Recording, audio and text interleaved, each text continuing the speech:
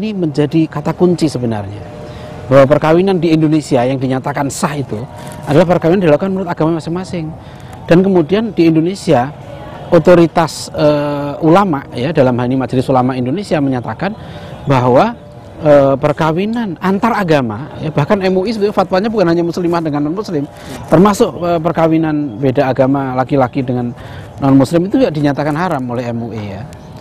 Meskipun nanti tentu ini ada perbedaan pendapat di sini, tapi oke lah bahwa muslimah dan laki-laki non muslim itu mutlak, ya.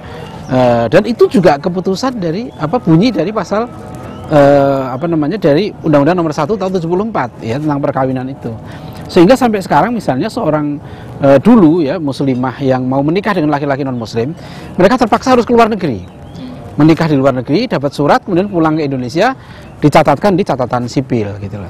Nah, orang-orang liberal di Indonesia ini luar biasa, ya, bukan hanya nulis buku, bukan hanya bikin diskusi, tapi mereka lebih jauh lagi juga membuat semacam penghulu-penghulu swasta, ya. Profesor Dr. Zainun Kamal itu, ya, sekarang dekan Fakultas Usuluddin di UIN Jakarta, itu memiliki tim, gitu loh. Dia sudah beberapa kali menikahkan nikah kawin lintas agama ini, dan kami sudah pernah berdialog dengan beliau itu, Profesor Dr. Zainun Kamal ini, di waktu itu di Masjid Al Azhar, ya, malah sebelum saya kuliah ke Malaysia.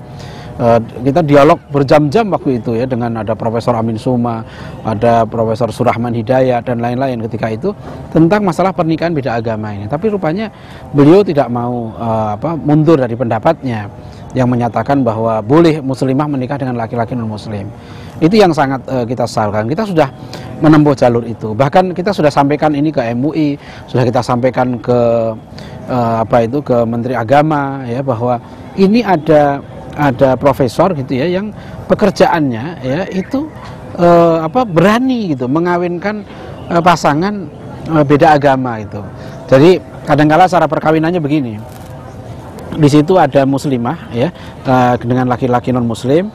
Kemudian di situ ada si profesor ini, ya, sebagai penghulu swasta lah begitu, ya. Kemudian ada tokoh non muslim, saya pendeta, gitu ya. Jadi dia sebagai tokoh Islam, dia sebagai tokoh Kristen, terus di situ ada catatan sipil, gitu. Jadi di satu majelis itu perkawinannya seperti itu.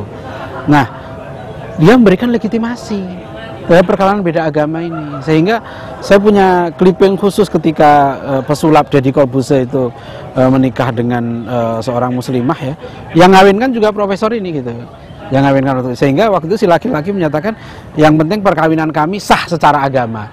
Jadi karena yang mengawinkan dia itu adalah tokoh, ya, profesor, ya, pinter agama, dianggap ya sekarang agama sudah boleh, ya. Saya punya seorang teman, anaknya juga begitu, akhirnya lari dari rumah kawin dengan agama lain. Ketika orang tua yang laki-laki datang ke rumah dia, itu mengatakan itu sudah biasa kok dilakukan, gitu lah. Jadi ini kalau orang yang sebetulnya, ya, berposisi sebagai ulama, ya, merusak, ya, keilmuan Islam, ini sangat sangat bahaya. Kenapa? Akhirnya orang dianggap pendapatnya itu benar karena dia punya otoritas yang meskipun keliru, orang menganggap itu sebagai satu kebenaran. Nah, ini yang sebetulnya sangat serius kita hadapi. Jadi dulu, ya, sekali lagi, ya, dulu banyak loh orang-orang yang menikah lintas agama. Tapi dulu kita nggak mendapati fenomena seperti sekarang ini, di mana ada tokoh agama, orang yang ngerti agama, berani menghalalkan perkawinan muslimah dengan laki-laki non muslim. Artinya itu yang dulu tidak ada. Dulu merasa bahwa itu sebagai sesuatu yang salah. Yang salah, sekarang dibenarkan. Ini yang namanya liberalisasi pemikiran Islam itu di situ. Yang batil, yang haram dihalalkan, gitu kan. Jadi sebetulnya ini mengerikan loh, proses liberalisasi pemikiran ini. Kalau yang misalnya nanti contohnya lagi zina misalnya, yang zina banyak, tapi jangan sampai ada yang mengatakan zina itu halal. Sekarang orang liberal ada yang sudah begitu. Apa salahnya berzina? Gitu loh. Dia nggak merugikan orang lain kok, malah saling menyenangkan nanti. Nah, itu dia tidak menyakiti, ya. Ini kan juga satu. Nah, inilah namanya dia liberalisasi, ya, mencoba untuk merombak, ya, dengan segala cara, gitu ya, bahkan dipraktekkan lagi, gitu ya. Bahkan ini sudah lebih maju lagi, bukan hanya pernikahan dengan antar beda agama, tetapi juga pernikahan sesama jenis kalau nggak salah mulai. Iya, ini perlu pembahasan tersendiri karena pernikahan sama jenis ini juga kampanye sekarang luar biasa ya, LGBT ya, lesbian, gay, biseksual dan transgender ini juga kampanye yang terus menerus ya untuk melegalkan perkawinan sama jenis ini. Jadi sekarang kalau kita lihat perkawinan beda agama inilah yang saya pikir perlu untuk kita jadikan sebagai satu yang sangat sangat agenda sangat penting ya untuk kita tangani supaya kekeliruan pemikiran ini tidak menjalar kemana-mana sehingga orang yang berpikir bahwa perbuatan seperti ini boleh, perbuatan seperti ini juga legal menurut agama ya, itu tidak terima oleh masyarakat gitu lah. Kita berharap lah ini bisa dicegah gitu ya. Dr. Dian, mungkin ada baiknya karena kita melihat ya, terutama generasi muda ini kan generasi yang boleh dibilang suka kagum, mudah kagum dengan sesuatu yang baru, apalagi datangnya dari barat atas nama peradaban, HAM dan lain sebagainya. Mungkin ada nggak beberapa nasihat ataupun kiat-kiat ataupun apa-apa yang perlu disampaikan supaya kita itu memiliki imunitas dari beberapa hal itu? Sekarang di seluruh dunia menghadapi masalah yang sama. Liberalisasi ini problem semua agama dan problem umat manusia sebenarnya gitu. Manusia ditarik dari agama keluar untuk membuang nilai-nilai agama dengan alasan HAM lah, alasan kemanusiaan dan sebagainya gitu. Nah, oleh karena itu sekarang yang paling penting bagi kita sebenarnya kita jangan bicara orang luar dulu lah. Ya, qu anfusakum wa ahlikum naro. Yang penting adalah bagaimana kita, keluarga kita selamat dari api neraka. Dan kita ajaklah saudara-saudara kita, teman-teman kita untuk tidak terjebak dalam pemikiran yang keliru ini. Allah sendiri sudah mengingatkan ya waktu pada Rasulullah SAW, wala yahzunkal ladzina yusari'una fil kufri, ya kan. Jangan kamu resah dengan orang-orang yang berlomba-lomba menuju kekufuran. Rupanya ada dalam Al-Qur'an gitu ya. Di masa Rasulullah juga sedih melihat ini. Kenapa kita harus bersedih? Itu lahum a'maluhum walana amaluna ya. Jadi kewajiban kita adalah berdakwah, kewajiban kita menyampaikan pemikiran yang benar, kewajiban kita mengajak mereka yang keliru berpikir ini mudah-mudahan mau kembali gitu loh. Kalau tokohnya mungkin nggak mau, ya sudahlah, yang mau selamat, tugas kita hanya itu ya, seperti tugas para nabi, hanya menyampaikan saja, kita tidak bisa memaksa seorang untuk mengikuti pendapat kita. Masing-masing silahkan tanggung jawab sendiri kan gitu. Kita juga tidak resah dengan apa yang mereka lakukan ini. Ya. Para pemirsa, memang itulah ya, hidup ini adalah pilihan, dan pastikan bahwa di dalam pilihan kita memiliki landasan yang kuat dari syariat, firman-firman Allah dan hadis Rasul SAW, sehingga kita tidak terjebak pada pola pikir yang menyimpang dari fitrah agama kita. Dokter, mungkin bisa disimpulkan dari beberapa hal yang sudah kita bicarakan. Iya, sekali lagi kasus upaya untuk merombak hukum Islam yang sudah qat'i gitu ya, sudah pasti, seperti keharaman muslimah menikah dengan laki non-muslim. Ini berawal dari cara pandang yang salah terhadap agama gitu. Jadi agama dianggap sebagai hal yang tidak penting. Agama itu kebenarannya adalah relatif. Ya, karena agama itu juga produk budaya. Inilah yang harus diluruskan.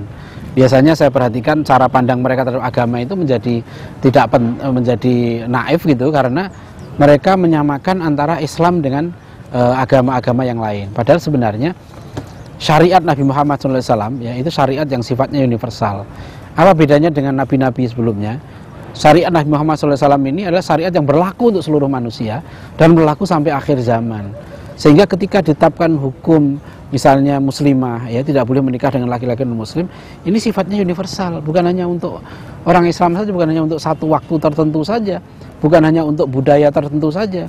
Seperti ketika misalnya ditetapkan syariat tentang jilbab ya, diperintahkan wanita-wanita muslimah untuk mengulurkan kerudungnya ya, menutupi dadanya.